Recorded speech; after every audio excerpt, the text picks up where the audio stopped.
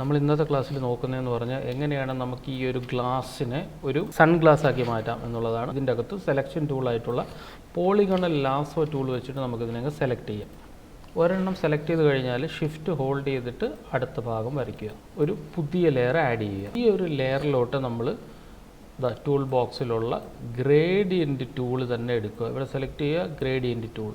അതിൽ ഗ്രേഡിയൻറ്റ് ടൂളിൽ നമുക്ക് ഇഷ്ടമുള്ള ഗ്രേഡിയൻറ്റിൻ്റെ അകത്ത് എടുക്കാം. ഞാനിപ്പോൾ ഈ ഒരു ഗ്രേഡിയൻ്റ് എടുത്തു.